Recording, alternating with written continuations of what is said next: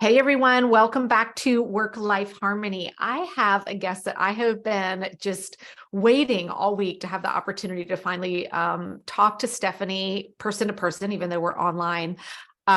When I first stumbled on her, I was obsessed with her story. I can't wait for her to share it with you and really dive into our topic today of how do we slow down. So Stephanie, I'm going to go ahead and let you introduce yourself. And I would love if you would share your story, particularly of your crock pot and everything that happened with that. And then we'll dive into some tips on how people can start slowing down today. Absolutely. Megan, thank you so much for having me. It's just a joy. So I've been following you from afar. So I feel very honored. So thank you very much. I'm Stephanie O'Day, and I am best known online as the Crock-Pot Lady. In 2008, I made a New Year's resolution to use my Crock-Pot slow cooker every day for a year and write about it online. Okay, so And I did everyone, every day for a year with your crock pot. That's one heck of a resolution. So I really do love my crock pot. I really do. There's a picture of me wearing glasses and pajama pants in front of the Christmas tree, hugging my crock pot that went viral. And that really is how I felt at the time, because I had teeny tiny babies in the house. And in order to feed them, I had to do it in a way that made sense to me. And I'm a morning person. So the idea of cooking dinner when I'm still highly caffeinated and coherent and pushing a button and walking away was just a no-brainer for me. And I've got great kids. I love my kids. But from 4 to 6 p.m., they were cranky heads. And is there any child that's not? I mean, they call it the witching hour for that witching hour is a real thing. I mean, the idea of cooking dinner and like wielding a knife and sauteing on the stove with babies strapped to my chest, it just wasn't for me. So I really did love the crock pot. So that was a no-brainer. But I had to work. I had to find a way to make money from home. I always wanted to be a stay-at-home mom, but my husband's like, yeah, so we live in San Francisco, so that's not actually a thing. So figure this out. So I sort of really wanted to challenge myself to make something from nothing. And I started poking around. I learned about SEO. I did do some freelance work for Blog Her, and that was this like women conglomeration of mommy bloggers, but I didn't want to share like personal stuff about our family. I didn't want to talk about the poop diapers, and I love my husband. So even if it would have been funny, I didn't really want to disparage him on the internet. So I liked the tight focused niche of a food blog, but really I didn't cook. I only used the crock-pot. So that's how the resolution came about. And I liked the idea of an exit plan. I was going to do this for a year, tap out, move on, maybe write a book, telling people how to stick to their New Year's resolutions. But the universe had something else in mind. The universe was like, nope, you're going to write some cookbooks now. You're going to do these things. And it worked. I'm extremely lucky, very blessed. I loved every single second of it. I ended up on the New York Times bestsellers list. I ended up on Good Morning America and Rachel Ray. But what I really loved and what fed me inside were emails from people and other moms just connecting like, oh, I never thought about it this way, or, oh, you're right, I could do it this way. And it doesn't have to be super stressful or complicated. Let's just kind of shave it down. And so using sort of the metaphor of the crock pot and keeping things as simple as possible, I started sharing other kind of lifestyle tips and tricks and home organization ideas. I am very much impressed with your program because our brains are quite similar in that we don't have to reinvent the wheel here. Like, just plug and play. Like, it's going to be okay. We don't have to make everything as complicated as the world makes it seem. And we also don't need to be the best of the best of the best. I just wanted to feed my babies. I didn't need it to be Michelin star. You're just trying to get people to organize their homes and their lives. It doesn't need to look like Real Simple magazine. This is correct. It needs to be sustainable, realistic, all of that. So after you had been doing your crock pot for, every day for a year, at what point did you hit that crossroads where they asked you to kind of pivot what you were doing? Yeah. So 2016, the Instant Pot hit the market and it took the world by storm. And it looks like on Black Friday, I think that 2015, 2016 cusp, Amazon sold 70 million units or some insane number. Maybe, I don't know, maybe there were 70 million page views. I don't know. It was a lot. It was insane. And so all of my publishers and my literary agent were really asking me and pressuring me to use the Instant Pot. And so I bought one and I goofed around with it. And I just didn't like it. It didn't sit well with me. The idea that you can cook a frozen chicken in 45 minutes is neat. Like, that's great technology, but it didn't fit with my life or the life of my family. And it just wasn't how my brain worked. So It's interesting, even looking at the two different names, right? I mean, another name for the crock pot is the slow cooker, right? Yeah. Slow cooker, Instant Pot. Yeah. And I had never really thought about that till I was, reading about your past and everything. I was like, yeah, that really is asking someone who is used to a slow cooker lifestyle to now say, put on your track shoes and let's start sprinting every day. Right. Yeah. It didn't fit well with me. And it was tricky because I was told I was leaving money on the table and I should reach for the low hanging fruit. And I get it, but it just felt phony baloney. And then I also started to really sort of question what it is I wanted to be when I grew up and what I wanted to be known for. And the idea of writing recipes after a while started to feel fake to me, because all you have to do is change an ingredient and slap on a new name. And the internet thinks it's a brand new recipe and your publisher thinks it's a brand new recipe. But after a while, how many pot roast recipes really need, like how many I love when you said that. You're like, I just couldn't write one more pot roast recipe. I know. I just couldn't. It just didn't fit well to me. So I took some time off the internet and I really kind of went within and I started asking myself open-ended questions. And that is a huge benefit of living a slow life. So I like the acronym of simply, look, only, within, because anything you're looking for, you will find. This fancy machine box will give you the answer to anything right this very, very second. But chances are you already know what the next best step to take is. Just unplug for a little bit, go within, go hike, spend some time in nature, and then just ask, what am I looking for? What am I searching for? And chances are it's not another pot roast recipe. Chances are you can probably live a really good life if your spice cabinet isn't alphabetized. Like you're searching for something. I feel violated because that brings me such joy. I know. Well, if you scroll Instagram or Pinterest for long enough, you're going to find all the things you're doing wrong. And that doesn't feel good in your body. What feels good in your body is climbing into bed at the end of the day and knowing you did a good job. You fed the humans, you honored yourself. Maybe you moved your body, you drank your water, you took your vitamins, and you gave it your all, but you didn't burn yourself out, because that's not sustainable. So that hamster wheel of go, go, go, and the hustle mentality that the internet feeds you. And it's tricky because I live my life on the internet and I know you do too. Right. But we don't all really want six-pack abs. We really don't.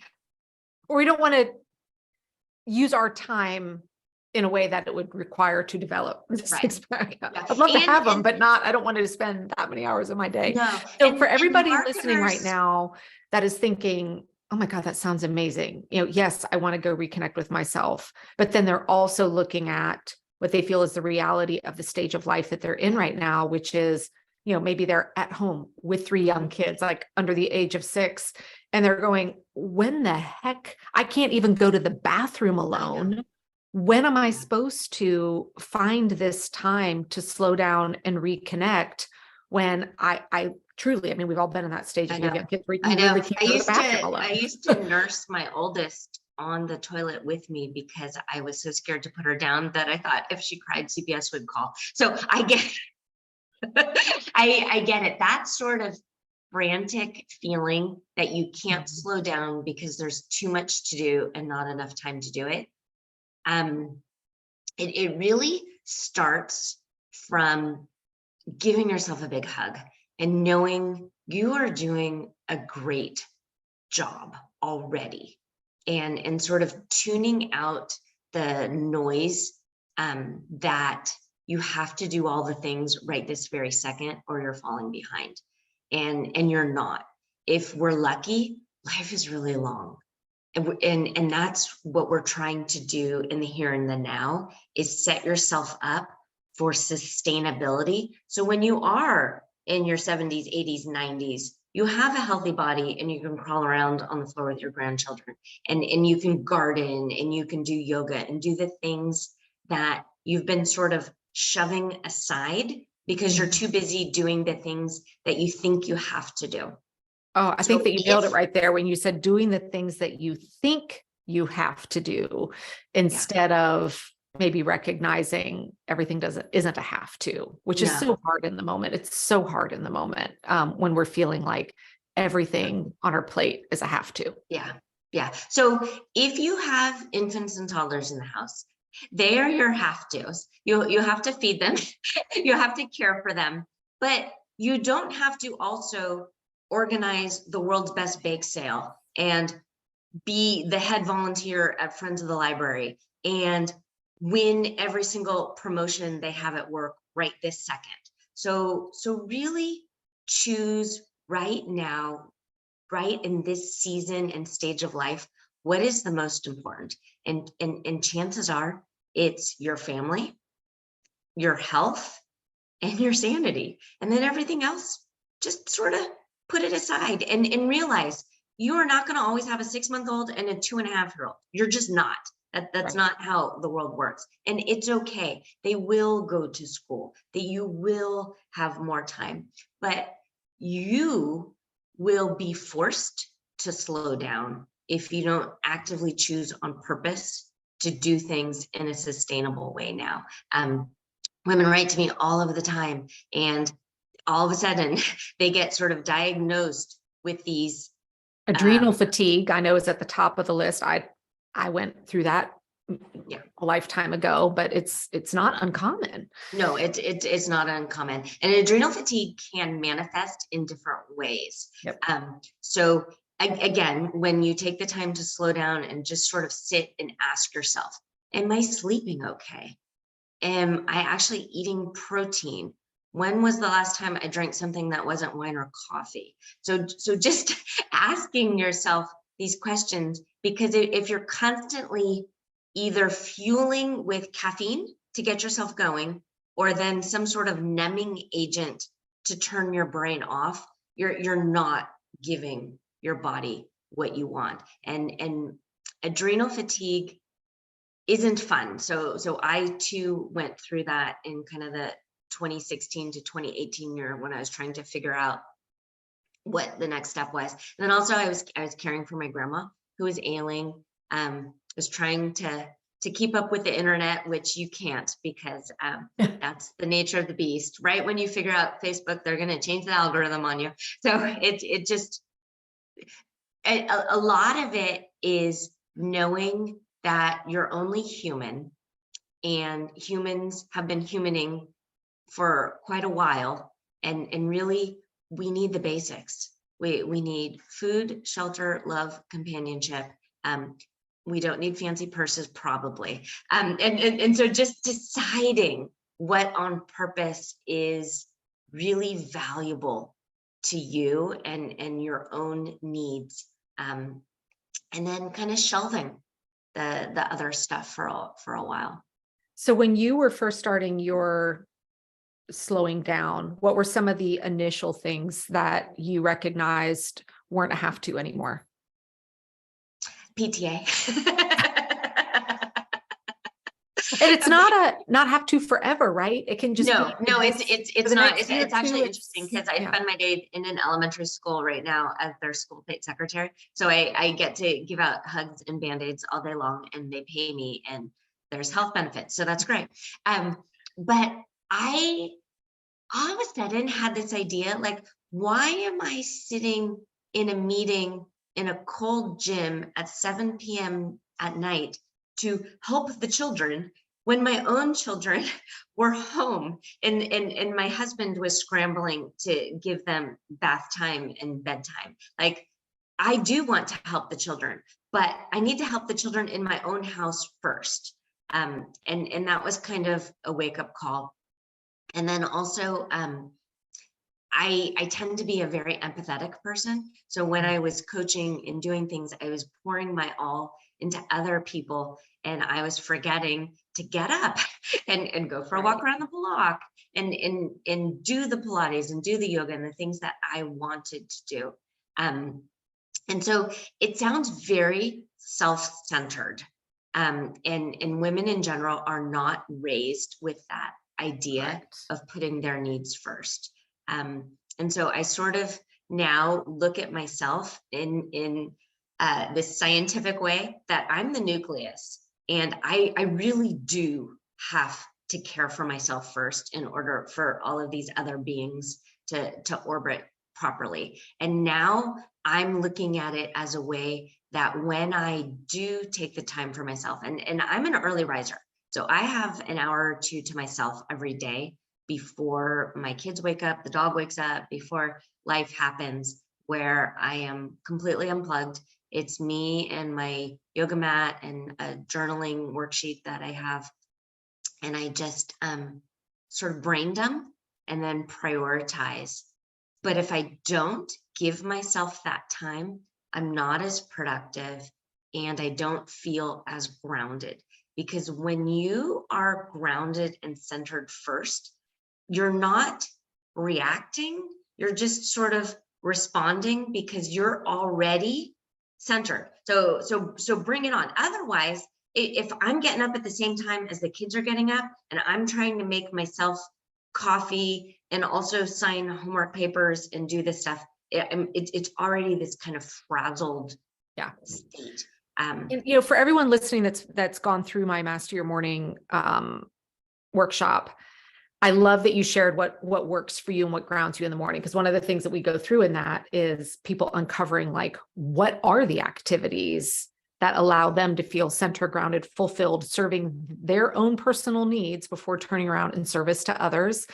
And the fact that you talk about yoga mat and journaling, but also doing brain dump work, I'm like, ooh, I can see exactly where you fall on the morning routine personality grid. And it's so cool because it gets to be different for everybody, whatever it is that. So if any sort of yogi master was to watch me, they'd be like, yeah, that's not yoga. But so I'm in my flannel PJ pants on the yoga mat, and I do light a candle because I really like candles. And I have my coffee and journaling. So I'm doing all of it all at the same time, which to some, maybe it looks like I'm a crazy multitasking mom, but it helps me. I'll do some stretching. I get an idea. Let me write that idea down. I don't need to then go find my journal, find a pen. It's all just right there. And it so good. So for everyone listening that is wanting to slow down a little in their life, what would be the first step that you would give them? You bet. So in the Slow Living podcast, I teach the 5 steps to slow living. And the first is to declutter, which ties very well into you also. But decluttering doesn't have to be physical things. It can be, but it can be decluttering your calendar. It can be decluttering your brain. It can be figuring out what works for you, learning how to say no. And take some time with that. And also really think about it. If you're having a hard time keeping your house and the stuff working, chances are there's just too many things. And so it really is quite validating to walk around and physically declutter. And I think you'll find that instantly your mental load is relieved as well. Yeah, it's interesting. I notice a lot of women tend to start either with the physical and the decluttering or the calendar / mental.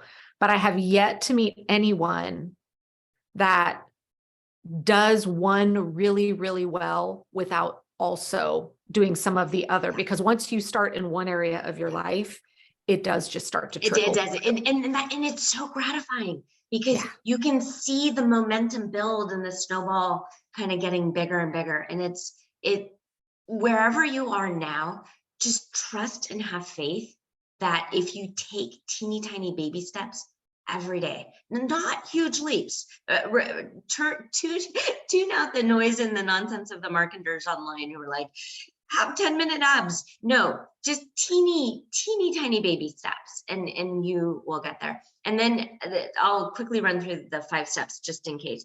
So the first was to declutter, but then the second is to know where you're headed and have that vision in mind. So we touched on, where do you want to be when you're 70, 80, 90? Me, I want to do yoga and garden and crawl on the floor and still have my body working. So that's my end game. And then we work backwards from there. 3 is trust and stay positive that you can get there. And the kind of negative thoughts and they will creep in and tell you that you're behind or you're not good enough or it's a pipe dream, and just sort of acknowledge them. You don't need to ignore them because that doesn't really work, but acknowledge them and then still take your teeny tiny baby steps, which is 4, is just constant keeping your eye on the ball and trusting that you can get there. And then 5 is you're tweaking and you're modifying as needed. I love the idea of setting your kind of metaphoric GPS, and the road can meander, you can get a flat tire, but it doesn't mean you turn your car around and you go home. You just keep going and you're tweaking and you're modifying. And again, that phrase, if we're lucky, life is long, and don't sort of fall for that FOMO and YOLO sort of messaging. So with my coaching clients, we use a rewrite of FOMO, which is figure only myself out.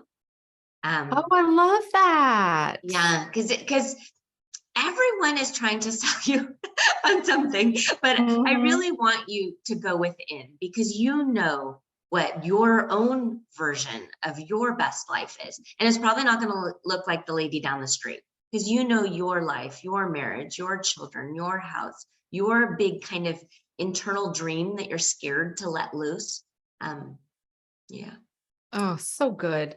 Stephanie, thank you so much. Now, you mentioned the Slow Cooker podcast, although did I get the name right?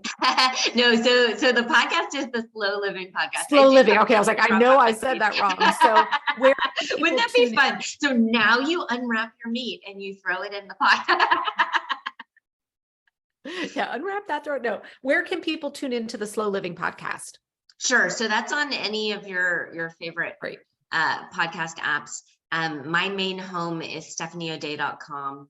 And I do have a 1-page journaling worksheet if you're interested in learning how to kind of slow down. And that's at stephanieodea.com/daily. And you can get an instant download. If you haven't learned how to journal, having sort of a guided fill in the blank to get started is a really good way. Yeah, I agree. When I was first to do it, being introduced to journaling, I was like, what am I supposed to write? I'm just staring at a white piece of paper. And having a prompting journal is a really, really nice way to help you get started if you're kind of unclear. And we'll have links to all that in the show notes as well. I can't thank you enough for spending your most precious commodity, your time, here with us today, Stephanie. Thank you so very much. Thank you. This was a joy.